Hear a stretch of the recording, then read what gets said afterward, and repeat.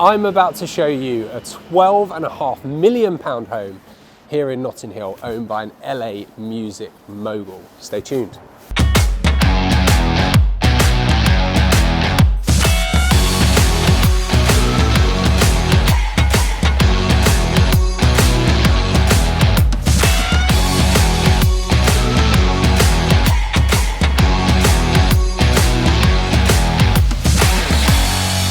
Welcome back to the London Property Tour series, and my latest episode. London Property Tours is a series where I walk you through just some of my listings available on the open market. This one's available at £12.5 million. It's on Powis Mews, which is an old Victorian cobbled mews. It's located very close to Westbourne Grove, so you've got all of your fantastic offerings there, such as Dalesford's Organic, Granger & Co, Soho Home, boutique offerings too, Notting Hill Bookshop, made famous by probably the best British film ever. Lots of great schooling options, both private and state. Green open space, Hyde Park, Kensington Gardens, airport access, really easy up the A40. Lots of tube access too, positioned between actually four tube stations. The space itself, 3 beds, 3 baths, lateral across 4 floors, 5,000 square foot, 2 roof terraces, lots of influence from its LA music mogul owner, and there's lots to tell you about the architecture and the interiors. Let's check it out.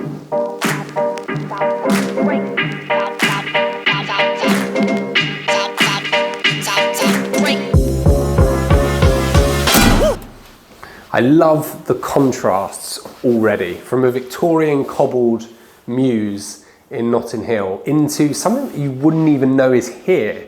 A very cool studio space, and that is this place in a word: cool. It was a former commercial factory stroke warehouse that's been converted by Arcola Studio and Sami Jalili into a residential masterpiece. I'm going to go with that. I think that is fitting.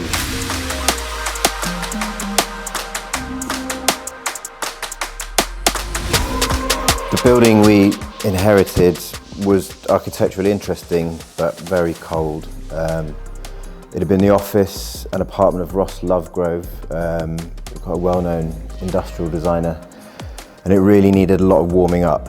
So we were tasked with domesticating the space, reworking the layout to make it a livable family home, but also somewhere that could be used for entertaining, for work, and that different parts of it could be very private from each other.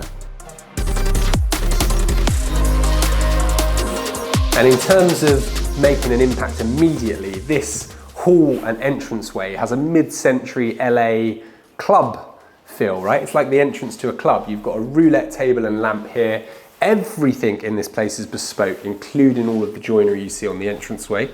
The flooring as you come in and continues through most of this floor is poured concrete. So again, in terms of contrast, you'll see as we walk through, there's contemporary, there's brutalist, there's industrial. The architects have done a fabulous job in blending all of those styles and still making it feel like a home. So the entrance from the mews is this side. As we continue through, you've got a big long hallway that leads you through to a second entrance, which is from Powis Terrace. So you have entrances both sides. The mews was obviously at one point the original entrance for the carriages back in Victorian times, and it might make sense to mention the lighting here, which again is bespoke, completely controllable from pretty much every room to set your mood in terms of the lighting.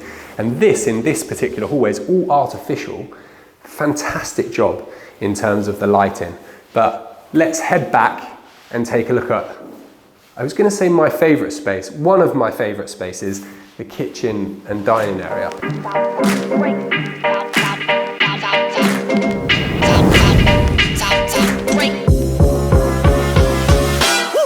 Ground floor entertaining space. Here's one of your panels. These are littered across the entire house that controls everything from your lighting to your TVs to your heating. There's air conditioning throughout as well, I should say, before I forget. But let's talk about this, the main feature. This was courtesy of Ross Lovegrove, who was the previous owner, renowned designer, and the architect who redefined the space, let's say, from a solely commercial unit, has tried to mimic the playfulness and the curvature you see here throughout the project in terms of vaulted ceilings, in terms of the curvature of the worktop space, and I think they've achieved it. It is a cool, fun space to live that still feels like a home.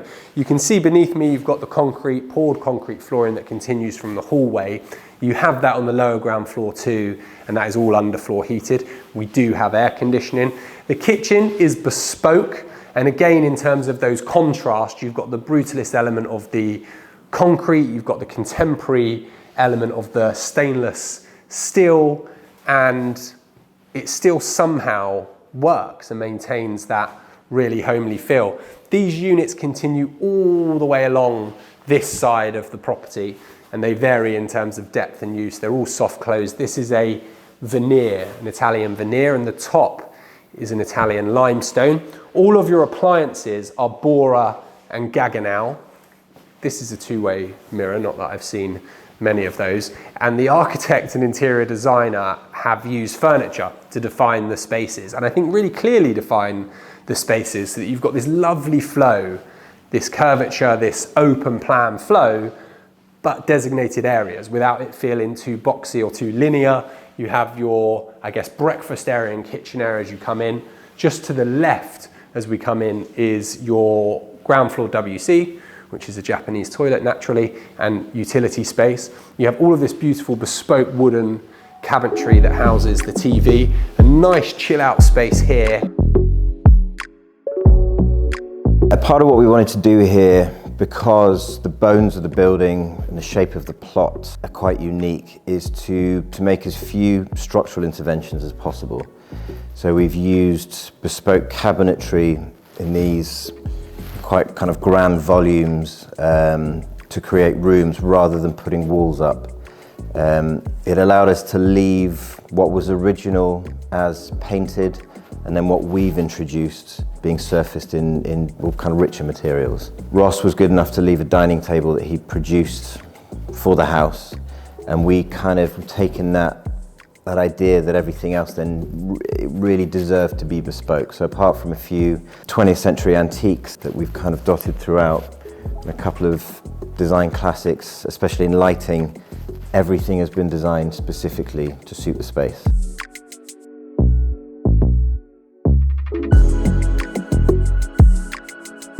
And then to the back, we have the dining area. There is glass flooring. You can see straight through to the lower ground floor, really helpful with light. But again, as we saw in the hallway, this is all artificial light this side. You get plenty of light, natural light from the Mews here and from the back of the terrace, but I am so impressed by the use of artificial light in certain elements of this home.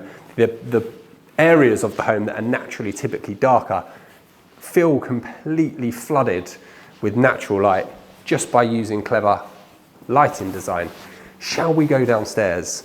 I think we should, because I love this lower ground floor. So we aim to give each level a very distinct feel whilst carrying on as much material continuity as we could.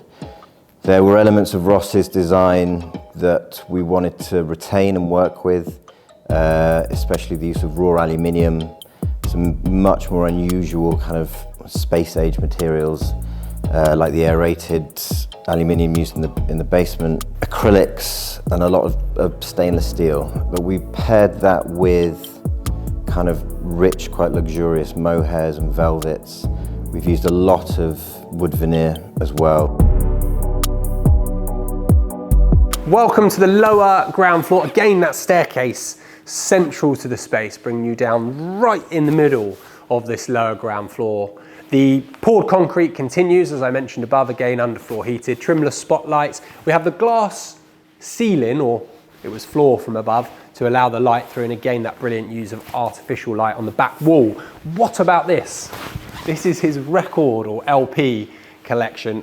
God knows how many thousands it is, but the structure just to store them is a feat of engineering. This is 10 millimeter thick aluminium and black veneer, and I feel sorry for whoever has to alphabetize them because they're not in alphabetical order. What a place to party though. I mean, it is multifunctional. It could be a gym, cinema room, however you want to use it, and the ceiling height really adds something to it. I think I would just have it probably as the current owner uses it, somewhere to chill, play your music, and I guess most importantly for a space like this, to party.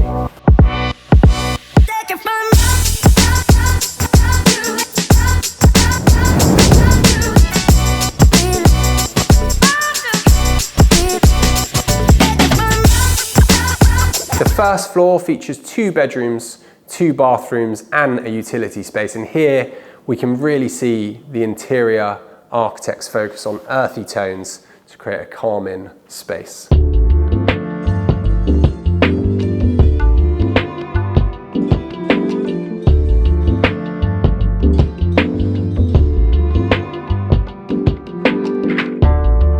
The second floor is home to the principal suite, which does occupy the entire floor, giving you an idea of the size of floor plate on offer in this home. Lateral space being high on every London buyer's wish list. This floor was actually originally the kitchen and living space before the current architect renovated the space on behalf of the current client. The ceiling height is great too. The flooring is wide plank wood, and there is bespoke cabinetry that continues all the way through the back end of this space into your walk-in wardrobe.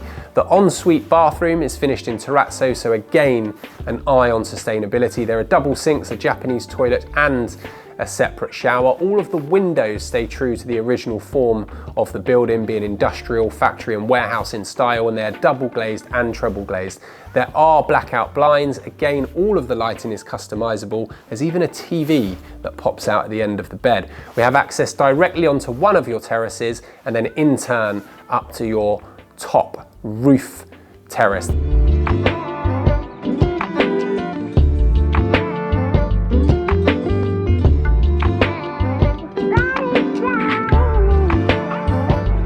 And that is it. Thanks for joining me for the latest episode of London Property Tours here in Notting Hill. The property is available now at £12.5 million.